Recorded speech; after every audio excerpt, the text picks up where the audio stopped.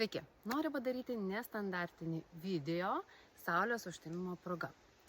Jau šiandien mes galime jausti tikrai stiprią tokią energetiką tvyrančią ore. Ir kiek bekalbėjau šiandien su žmonėm, visi jaučia tą kažkokią tokią pradžios įkvėpimo energiją, apie ką ir yra iš tikrųjų saulės užtemimas ir jaunatis. Tai yra kažkoks impulsas, labai stiprus impulsas naujai pradžiai. Be to, rytoj, rugsėjo 22 dieną, mūsų laukia ir rudens lygiadienis. O tai reiškia, kad energija tikrai bus labai stipri ir, kaip minėjau, dabar mes galime tai jausti. Šiandien noriu ištraukti kiekvienam zodiako ženklui po tokį patarimą. Turiu čia tokią kortelių kaladę ir ji yra anglų kalba, bet aš pavertėjausiu.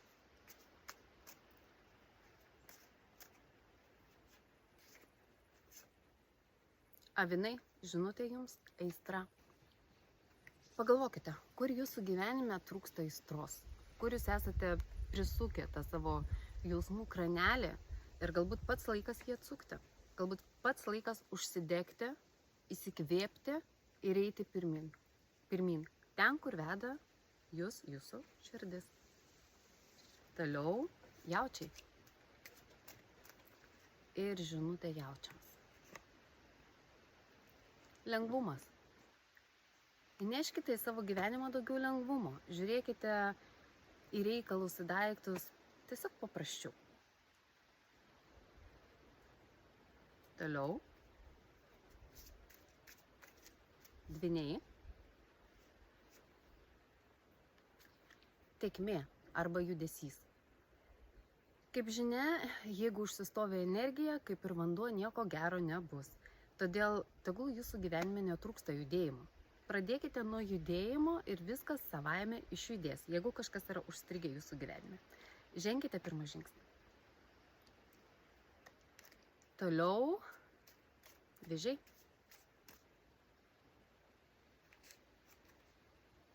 Antrą kartą iškrenta šitą kortelę. Lengvumas. Vėžiai. Jums turbūt gyvenime taip pat šiuo metu trūksta kažkiek tai lengvumo, paprasčiau žvelgti į gyvenimą. Leisti savo tiesiog lengvai eiti per gyvenimą, atsikvėpti. Toliau liūtai. Liūtai, žinutė jums, galimybės.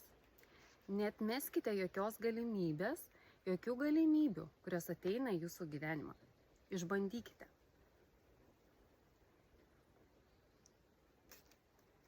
Toliau mergelės. Mergelės mūsų iš tikrųjų herojai šio viso video, nes būtent mergelės zodiako ženkliai ir vyksta užtemimas, saulės užtemimas. Na, kai žiūri mergelės, kokia žinutė visata siunčia jums. Aš pats. Pasirūpinkite savimi. Mergelės, iš tikrųjų mergelės tai yra pats darbščiausias, pats toks kruopščiausias, labiausiai besirūpinantis ženklas, besirūpinantis kitais. Bet dažnai tikrai joms, mergelėms, pritrūksta ir noro, ir kažkaip suvokimo, kad visų pirma reikia pasirūpinti savimi. Todėl mergelės, pasirūpinkite visų pirma savimi. Toliau svarstyklės ir žinutė svarstyklėms. Jausmai. Svarstyklės, jūs esate oro stichijos atstovai ir labai dažnai, iš tikrųjų, oro stichijos atstovai, jie labai daug galvoja ir stengiasi viską suprasti, sudėlioti į lentynėles ir kažkaip taip išspręsti reikalus.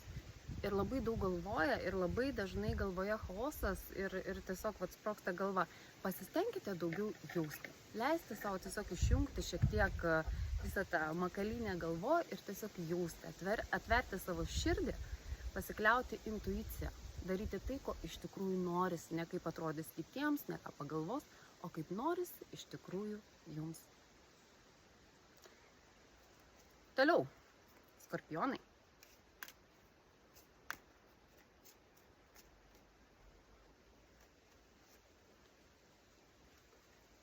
Autentiškumas.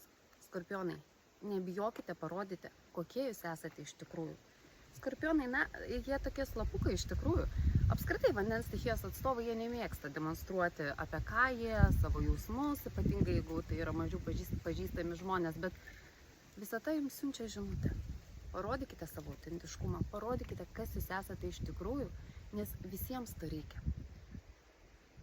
Ne tik jums, bet mums visiems. Toliau, šauliai.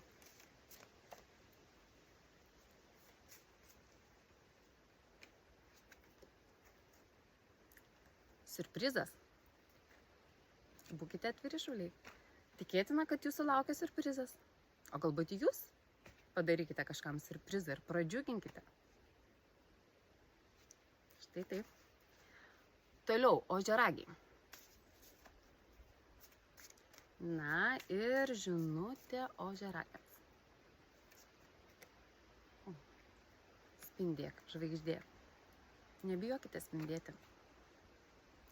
Ir jūsų vidinė būsena, jinai tikrai, jinai šviečia iš vidaus ir jinai pritraukia žmonės. Tiesiog nebijokite būti savimi, nebijokite spindėti ir jūs pritrauksite tai, ko jūs norite.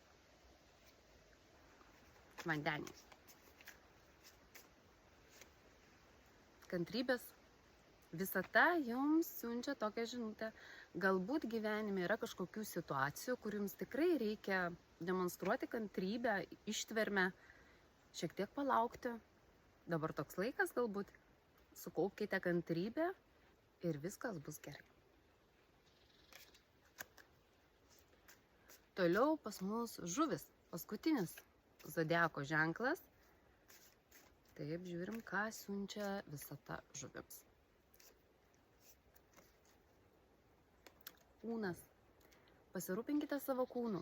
Ir tikrai žuvis, jos tokios svajotojos. Jos dažnai nuklysta į kažkokį kitą pasaulį, kas yra gražu ir gera, bet dažnai dėl to būtent pamiršta apie materialius dalykus, apie fizinį kūną, kad juo irgi reikia pasirūpinti. Tai žinote jums, nepamirškite savo kūno, nepamirškite savo kažkokių gyvenimiškų, rutininių, buitinių dalykų, kuriems irgi, reikia skirti dėmesio. Šiandien tiek. Visiems linkiu gražaus saulės užtemimo, gražaus rudens lygiadienio ir iki greito.